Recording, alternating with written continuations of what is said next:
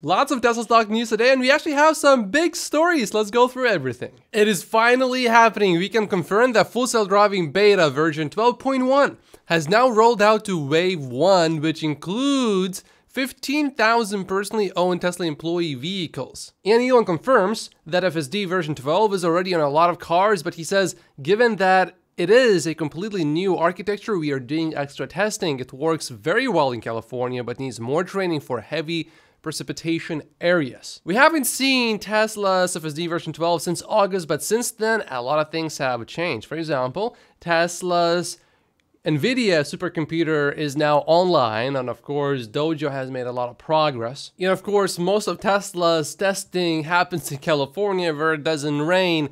So to solve that problem, all Tesla needs to do is just have more data in areas where it does rain.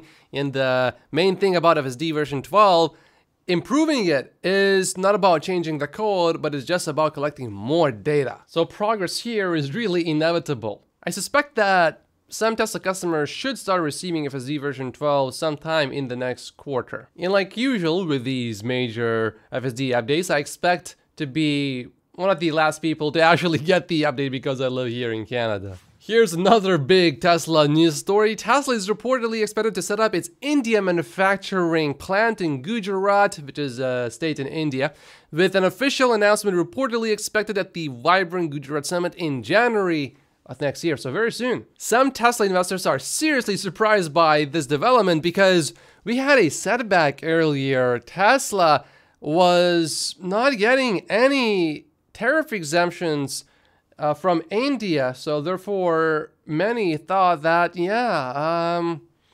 Tesla is probably not going to be building anything soon in India, but that seems to not be the case at all. However, I don't think that Tesla is getting these import tariff exclusions. It appears that India is just too attractive for Tesla to ignore. And we also heard about Thailand, Tesla looking into Thailand actively, and we know that Tesla is going to be building the next generation vehicle in China now as well. And I assume it is going to be the next generation vehicle that will be mostly manufactured in India.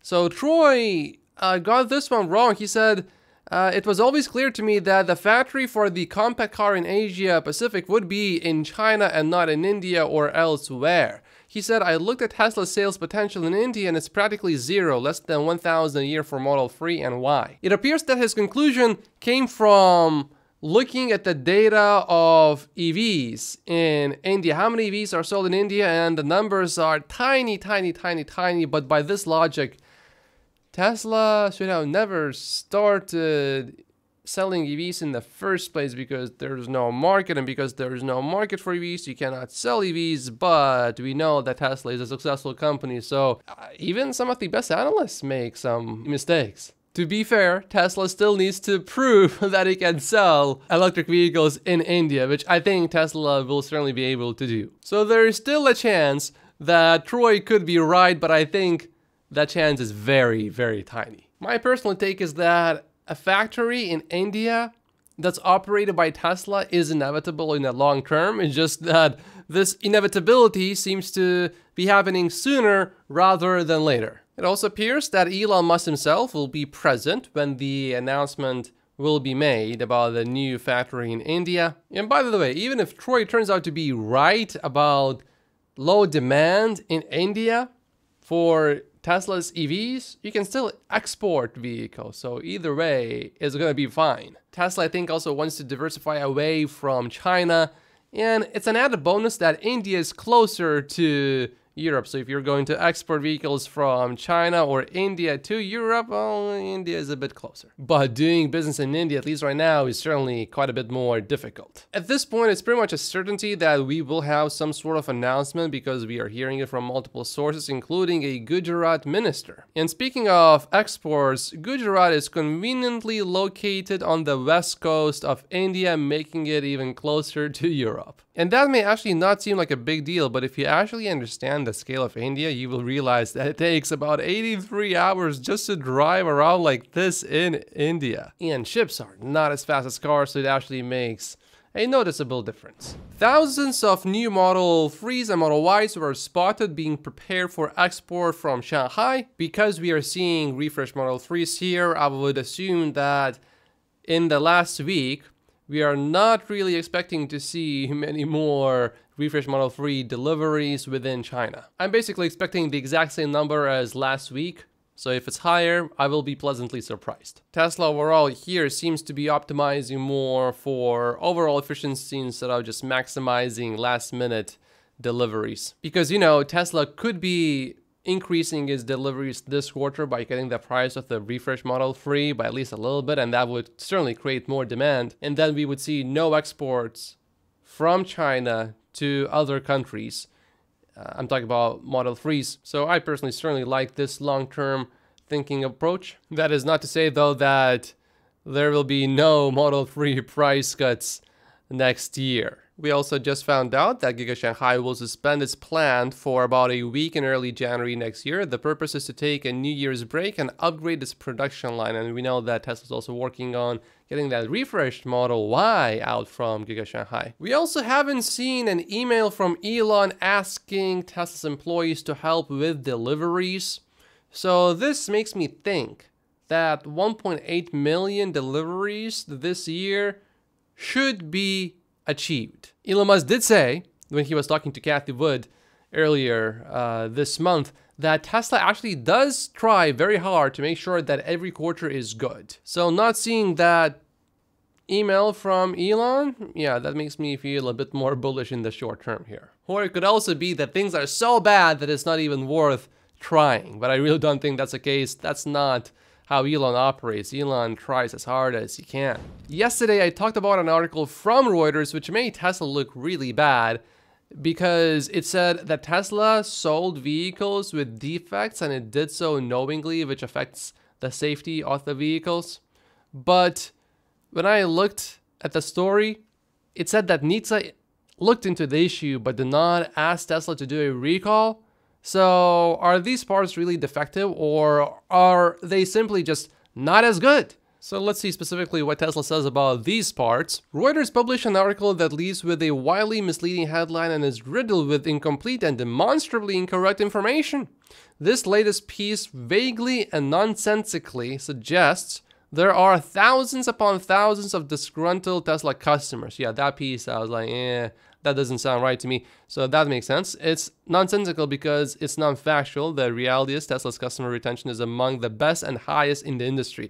Yes, indeed. If you look at Tesla's loyalty rate, Tesla has by far the highest loyalty among any brand. Misleading headlines. Tesla blamed drivers for failures of parts it long knew were defective. Okay. So the reality, Tesla says, is Tesla paid for most of the 120,000 vehicle repairs under warranty. That Reuters article had a lot of anecdotes and personal stories, so you can, of course, always find someone really upset because Tesla has millions of customers, so that's not really too hard to do. That's why I didn't think much of it. And Tesla continues by saying it's a manufacturer story. The customer photo represents not a failed component, but instead a post-crash component that was damaged in the course of reducing the adverse effects of a collision. The customer was informed that Tesla was able to review the telemetry and understood there was a crash that resulted in this repair not being covered by warranty. Reuters, why didn't you include that important detail? The rest of Tesla's rebuttal doesn't really offer much specificity other than we strive to make every customer a lifelong member of the Tesla family. We are committed to customer service. Standard language from anyone that would make any kind of a rebuttal. Having gone through that Reuters investigation article full of, to me as an investor, useless anecdotes that don't really mean much other than I see that they are trying to invoke an emotion from the readers. But this part here does not have emotion. Tesla owners have filed about 260 complaints with NHTSA over suspension and steering problems, but Toyota only had 230. This is despite Toyota having a market share of 15%, while Tesla has a market share of 1%. And also you have to keep in mind that Tesla's vehicles generally are all new, but Toyota's vehicles are, well, you can find 30-year-old Toyotas on the roads. So while NHTSA did not find this to be enough, I guess, to force Tesla to do a recall, my question still remains. Are these specific parts just really not that good, or are they potentially defective? But that wasn't really addressed at all in this response from Tesla, so I was hoping to see that addressed. But that was not the main point of the Reuters story, that was just a side point. The main point was Reuters said, oh, Tesla knowingly is refusing to do warranty work.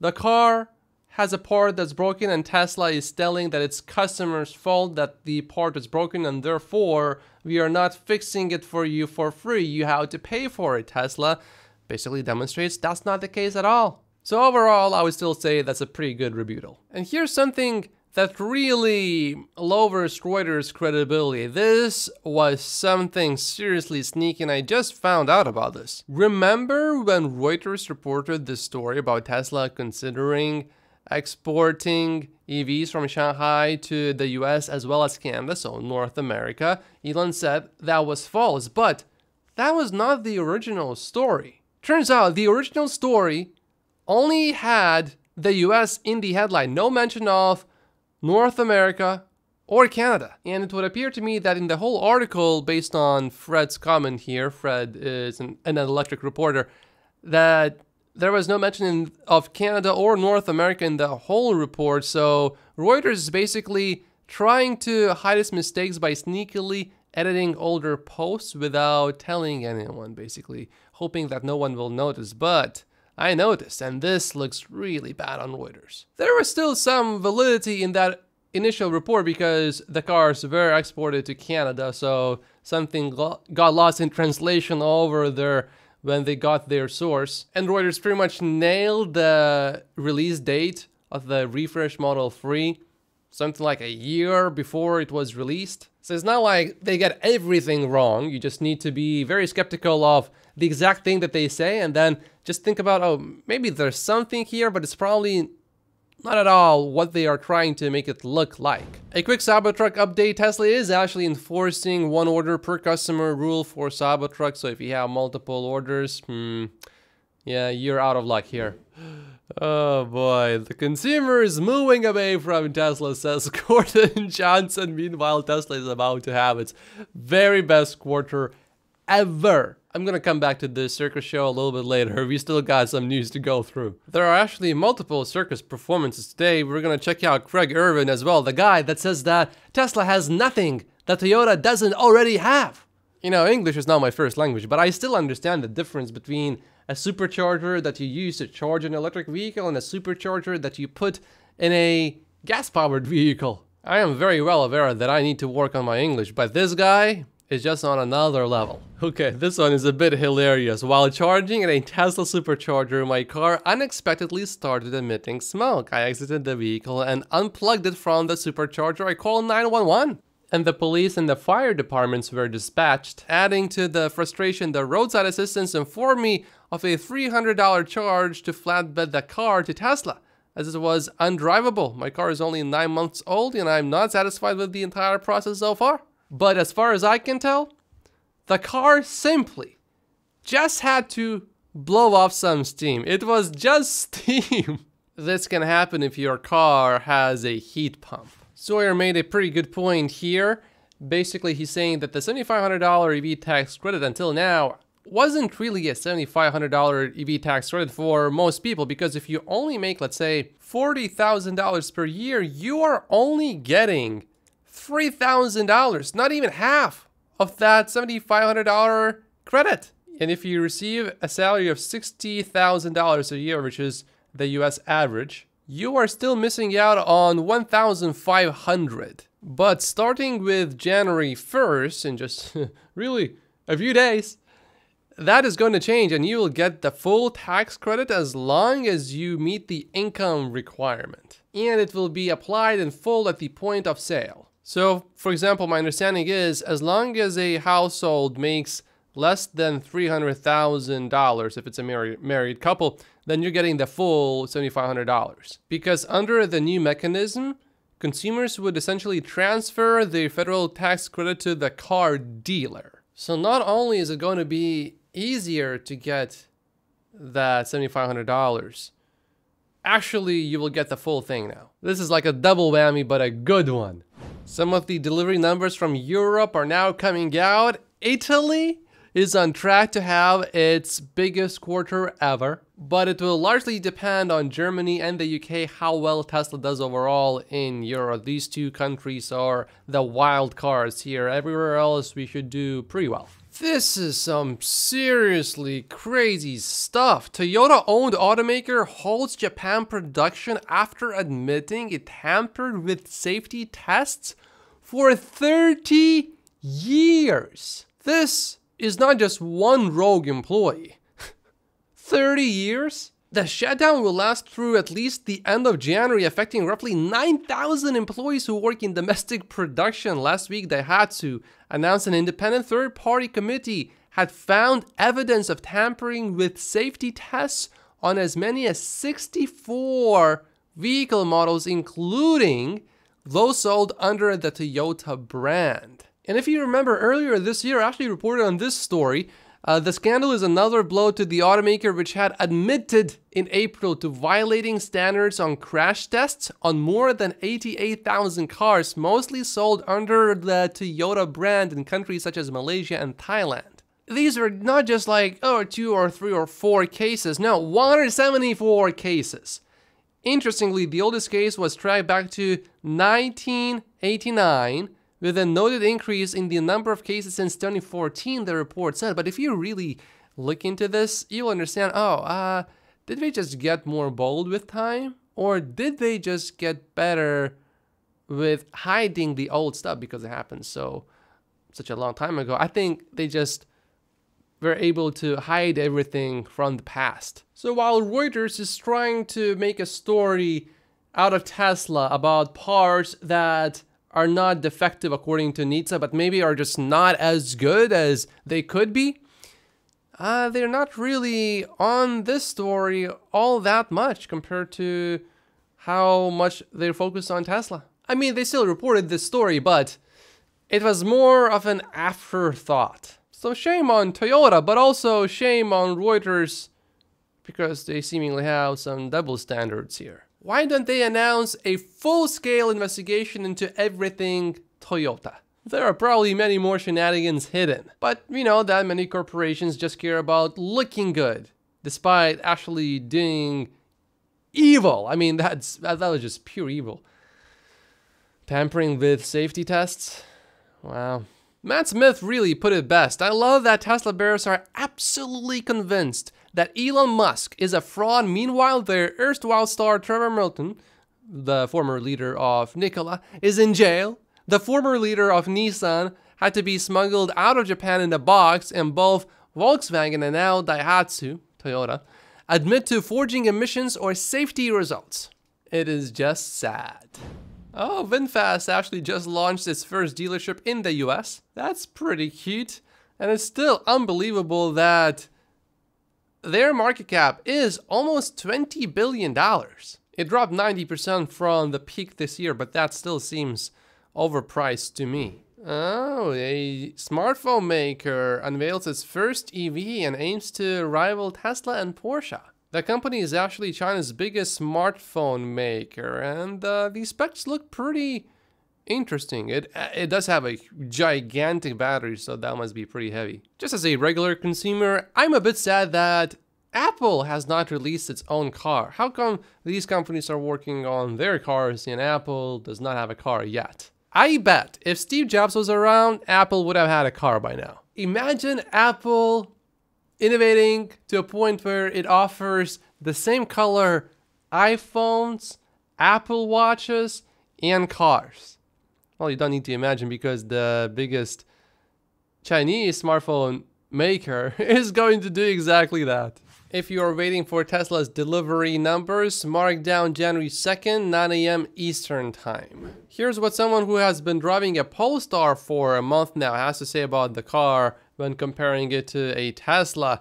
He has a lot to say, and he is generally very disappointed and upset with this car. One rather shocking item to me here is to not make a mistake and rely on the keyless system. Take the hard key always with you, otherwise you could find yourself not being able to actually drive it. You can enter the car, you can do anything you like, except you cannot put the car into drive or reverse. That has never, ever, ever happened to me with my Tesla. Never. And I've never seen anyone else complain about anything like that about their Tesla. This is quite a picture. It's a Cybertruck charging a Rivian. I have no issues with this. Chinese automaker and Berkshire favorite BYD is reportedly on track to surpass Tesla any day now as the global EV sales leader. Joining me now with what that means for Musk & Co. is Canaccord Genuity's Georgia Giannarakis. She is right. By the way, she's talking about pure battery electric vehicles, but BYD does not tell us how much money, profits, it makes from pure battery electric vehicles. You know, it's a great question. And like people say, history doesn't repeat, but it rhymes. And so we've talked a lot about Tesla being the new Apple. And when the smartphone industry first started, you know, Apple kind of had 100% market share because they were the first one to market with a true smartphone. It's the same thing for Tesla. As the market matures and the EV pie grows, Asian competition came into the smartphone market. Same thing is happening into the EV market. And eventually, you know, Tesla will likely be overtaken from a unit perspective. But what's most important, and we think Tesla will win over time, is the profit share battle. But look, today, Apple doesn't have the most unit market share in smartphones, but it overwhelms the market in terms of profit share. And we think ultimately that will be what's most important for Tesla, and we think that'll happen. No, I disagree here. If you look at the iPhone, it's not the cheapest phone. But when you look at Tesla's manufacturing, Tesla's costs are basically the lowest in the end, which means that Tesla will keep cutting prices and eventually it will undercut pretty much everyone once Tesla has more models. And Apple is really focused on its brand. Tesla is more focused on cutting prices and reducing costs. Different strategies. But I think both can be true at the same time. Highest profit share, but also the highest number of units. You have a buy rating on Tesla, $267 price target, but is Tesla making cars more profitably than BYD does, and do you expect that to continue? What Tesla has to do, and so this year was the tale of Tesla cutting prices, impacting their gross margins. We think there was an intent to that, and that over time, they expect to sell a lot of full self-driving FSD software to people who already own their vehicles. That's a big key to the story because right now their profit margins have suffered, but we think that's with a long-term plan in place to sell FSD software the same way Apple sells services. And so ultimately we think it's through FSD software and through the vertical integration that Tesla's the best in the world at. It will ultimately result in higher than average gross margin and profits for their EVs relative to anyone in the marketplace. If Tesla's infrastructure in manufacturing is leading edge, why have I read detailed profiles about how BYD's is better? Look, BYD has some competitive advantages. They have a base that's purely in China. Tesla operates in the United States, in Europe, but Tesla's putting things together from a manufacturing perspective that are way beyond what other companies have done. I mean, they're building these molds in their vehicles for the Model Y, for example, this gigacasting that essentially breaks down a vehicle into only a few parts versus hundreds or even thousands before that. They're way ahead of the curve and ahead of their competition and learning how to manufacture efficiently at scale and innovating in places that other companies are just trying to catch up now. But will they be hamstrung by the relatively limited number of models that they offer? It's a great question. Look, ultimately, right now, this year, they'll be in and around 1.8 million, about the same as BYD. We expect that to grow a lot in the future. We'll see what they say about 2024 on their earnings call. But we expect this company to be in the tens of millions of units over time. And I think they're planning the same. Look, when Tesla had an analyst day in March, they talked about removing some things from their production line, like rare earths, in order to make sure that they can scale up to this tens of millions of units. So that's their ultimate goal here. And when they get there and they're able to sell additional software to vehicles, we think that'll create a huge improvement in their gross margin profile. There's one more important difference between BYD and Tesla. Tesla was founded in the US, so naturally Tesla tries to reduce labor costs as much as possible because labor is expensive. But China has cheaper labor, and BYD has taken advantage of that. That's why it has so many more workers than Tesla. At least one reason why that is the labor cost. So when BYD tries to expand to other countries and build factories in more expensive regions where labor is more expensive, I don't think it's going to be as easy as it was for Tesla. Edmunds ranks China as, Tesla as the only company whose EPA stated range, its actual real world range for every single car is lower than its EPA stated range. So you're not getting the range. And then just the other day, there was a study that came out from LendingTree that stated Tesla's cars are the least safest out of all 30 cars they tested. They're about to have a record in China. 23.54 accidents per 1,000 cars. This is Tesla's best quarter ever in China. Yeah. The point is this. Tesla's cars are unreliable, unsafe, and don't have the mileage. We've been saying this for a long time. And what's happening is the consumer, right? The consumer is moving away from Tesla. The EPA range is rated by EPA, not by Tesla. So this has nothing to do with Tesla. Gordon here has a problem with EPA, then not with Tesla. The LendingTree study does not account for anyone's age or gender, and Teslas are largely owned by younger males. And we know that these get into accidents much more often than, for example, older women. And Gordon admits that Tesla is going to have the best quarter, and yet he says that the consumer is moving away from Tesla. These two things are not possible at the same time. If the consumer is moving away from Tesla, then Tesla would have fewer sales. We can talk about price cuts and all of that, but the consumer is not moving away from Tesla. Just today, we found out that Tesla had a number of axle failures, right? Suspension failures they knew about. Right, but Gordon, we're going a little bit off the rails here, Gordon. I just want to say that's what you said is true. But GM just stopped selling its Blazer EV. Toyota had a massive recall because of further airbag issues. Every car company has recalls, or don't come at me, Teslarians, or over-the-air software updates, whatever you want to call them. Every car, Gordon, has a problem. I have to give a shout out to the host here. That was a phenomenal point that he made. It's also important to point out that NHTSA looked into that very problem and decided not to force Tesla to do a recall. So how much of a problem really is there? Not enough to do a recall. Other companies do recalls. Tesla did not do a recall. There was a whistleblower who was an employee at Tesla who basically turned over a bunch of information to Handelsblatt, who now Reuters now has that data, that basically stated that Tesla knew its cars had faulty suspensions and they didn't do a recall. And then Tesla's response to that was, we fixed 120,000 suspensions. The reason why that's eye-opening is because there's other cars out there, millions potentially of cars in the United States where they haven't fixed the suspension or done a recall. Okay. That is a huge problem. That's putting all of us at risk. If we assume that Tesla's fleet is roughly equal to 5 million vehicles, 120,000 is just 2.4% of 5 million, so that doesn't seem like a big deal to me. Should BYD cars even be allowed ever into the U.S. market? Well, absolutely. I'm a capitalist. I don't think we should. But they're close not. The market. But China's not. Yeah, I know. But that's their, government and their choice. America doesn't change capitalism just because we don't like a certain group of people, right? So, Chinese should be able to sell cars here just like everybody else. I don't think it's liking them. I think what I worry about is we covered the UAW strike extensively, right? These are hardworking people in Detroit just trying to make a living, like the middle class dream. China, BYD could be paying people $5 an hour to make a car. We could never compete with that, Ross.